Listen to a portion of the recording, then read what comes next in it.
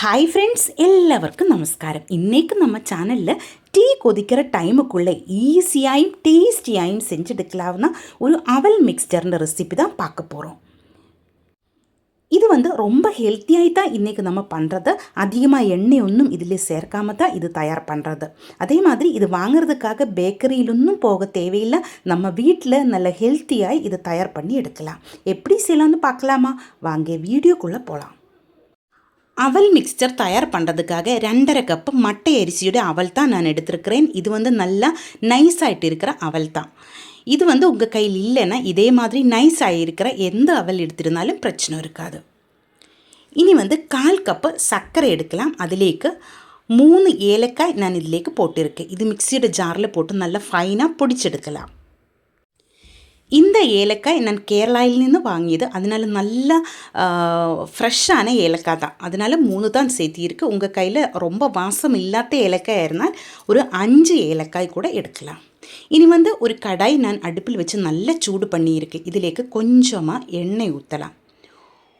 1.5 table spoon எண்ணெய் தான் நான் இதிலேக்கு ஊற்றியிருக்கேன். இவ்வளோ போதும். சாதாரணமாக அவல் மிக்ஸ்சர் தயார் பண்ணும்போது நிறைய எண்ணெய் ஊற்றி தான் அதில் ஃப்ரை பண்ணி எடுத்துடுவாங்க. ஆனால் நம்ம இன்றைக்கி எண்ணெய் கம்மியாக தான் இதிலேக்கு யூஸ் பண்ணுறது.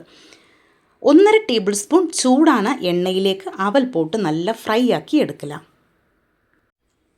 ஸ்டவ் மீடியம் ஃப்ளேமினும் லோ ஃப்ளேமினும் இடையில் வச்சு கை எடுக்காமல் இதே மாதிரி கலரி விட்டு நல்லா ஃப்ரை ஆக்கி எடுத்துக்கோங்க. நல்லா கிறிஸ்பி ஆகிட்டு வரும் அவல். அதுதான் கரெக்டு பதம். அதிகமாக எண்ணெய் ஊற்றி டீப் ஃப்ரையொക്കെ பண்ணியிருந்தால் அது எண்ணெய் அதிகமாக இருக்கும். அது நமக்கு அவ்வளோ ஹெல்த்தி அல்லாததுனால தான் நான் இந்த மாதிரி தான் அவல் தயார் பண்ணுறேன். இப்போ இது நல்லா கிறிஸ்பி ஆகிட்டே இருக்குது பாருங்கள். இதே மாதிரி கையில் எடுத்தால் நல்லா உடைஞ்சி வரணும், நல்லா கிறிஸ்பி ஆகணும்.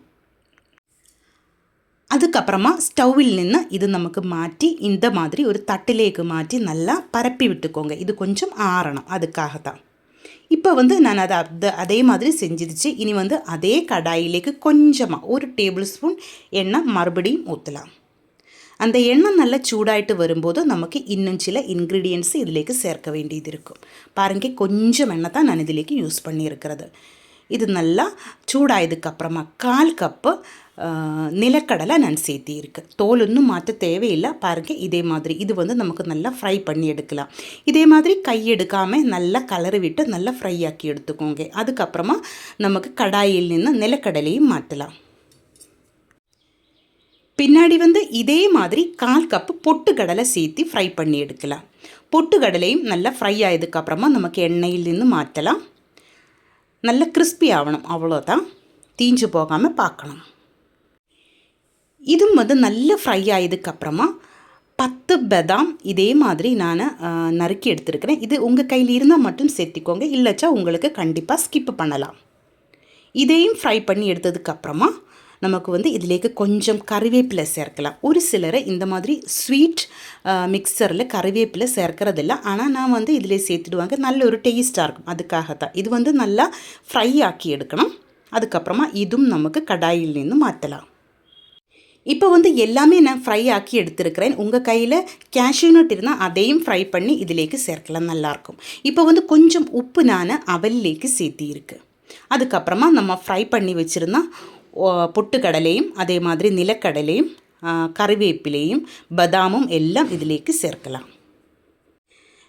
பின்னாடி நம்ம தூள் பண்ணி வச்சுருந்த பவுடர் ஆக்கி வச்சுருந்த சர்க்கரையும் ஏலக்காயும் சேர்த்து தூளாக்கி வச்சுருந்த அந்த பவுடரை கொஞ்சமாக இதிலேக்கு சேர்த்து நல்லா மிக்ஸ் பண்ணி எடுக்கலாம். இனி கரண்டி வச்சு கலரக்கூடாது, நம்ம கறிவேப்பிலையெல்லாம் உடைஞ்சு போயிடும். அதனால தான் இந்த மாதிரி ஒன்று கரெக்டாக மிக்ஸ் பண்ணி எடுத்துக்கோங்க. உங்களுக்கு ஸ்வீட் பிடிக்கலைன்னா இதிலேக்கு 1/2 டீஸ்பூன் வரமிளகாத்தூளும் 1/4 டீஸ்பூன் பெருங்காயத்தூளும் சேர்த்து மிக்ஸ் பண்ணி எடுத்துருந்தா கூட போதும், நல்ல டேஸ்ட்டாக இருக்கும். இப்போ நம்ம ஸ்வீட்டாக தான் தயார் பண்ணியிருக்கிறத பாருங்கள். நல்ல டேஸ்டியான அவல் மிக்ஸ்சர் தயாராகிருக்கு. டீ கொதிக்கிற டைமுக்குள்ளே ஈஸியாக நமக்கு செஞ்செடுக்கலாம். கண்டிப்பாக நீங்கள் ட்ரை பண்ணி பாருங்கள்.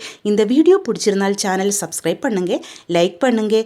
கேரளா ரெசிபிஸ் பிடிக்கிற ஃப்ரெண்ட்ஸுக்கெல்லாம் நீங்கள் இந்த வீடியோ ஷேர் பண்ணி கொடுங்க. ஹைப் ஆப்ஷன் ப்ரெஸ் பண்ணி என்னை கொஞ்சம் சப்போர்ட் பண்ணி கொடுங்க.